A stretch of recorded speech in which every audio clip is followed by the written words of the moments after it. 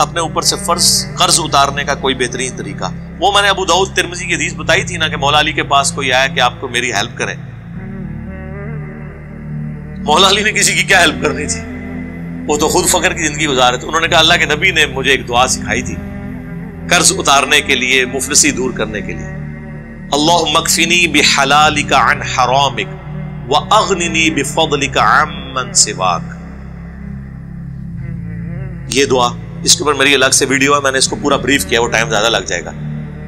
اور فرض نماز کے بعد سنن ابن ماجہ میں حدیث ہے، نبی علیہ السلام سلام پھیرنے کے بعد ہماری ماں ام سلمہ کہتی ہیں کہ حضور فجر کا سلام پھیرنے کے بعد پڑھتے تھے اللہم انی اسألک علما نافعا ورزقا طیبا وعملا متقبلا.